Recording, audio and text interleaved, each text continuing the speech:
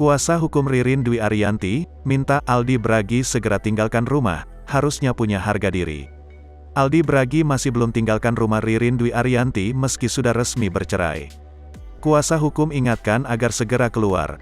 Ririn Dwi Ariyanti dan Aldi Bragi telah resmi bercerai pada Kamis, tanggal 30 Desember tahun 2021. Selain putusan cerai, hakim juga menetapkan hak asuh anak jatuh ke tangan Ririn Dwi Ariyanti. Namun mengejutkannya, meski sudah resmi bercerai, keduanya masih tinggal satu atap. Padahal, rumah yang ditinggali mereka diketahui adalah rumah pribadi Ririn.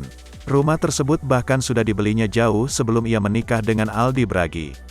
Rumah sudah milik dia sendiri sebelum ada perceraian ini, bahkan sebelum menikah, kata kuasa hukum Ririn, dilansir Tribun Style dari YouTube Star Pro Indonesia pada Kamis, tanggal 6 Januari tahun 2022.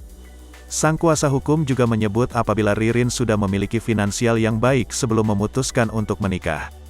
Ririn sendiri memang sudah memiliki kemampuan finansial yang baik, bahkan sebelum menikah. Bahkan pacaran saja dia sudah menanggung kehidupan dia pribadi kan, katanya lagi. Untuk itu, Riri Purbasari mengingatkan Aldi Bragi untuk segera keluar dari rumah tersebut lantaran sudah resmi bercerai dari kliennya. Kalau keputusan sudah jatuh, maka itu harus dipenuhi. Aldi harus keluar dari rumahnya Ririn, ucap Riri. Itu adalah rumah Ririn, pemohon harus menyadari hal itu ya. Pemohon harusnya punya harga diri dong. Masak udah putus masih juga ngotot di rumah, tambahnya. Sebagaimana diketahui, setelah 11 tahun bersama, Ririn Dwi Ariyanti dan Aldi Bragi memutuskan untuk berpisah. Aldi Bragi mengajukan permohonan cerai atau talak Ririn Dwi Ariyanti pada tanggal 30 Agustus tahun 2021 secara ekor.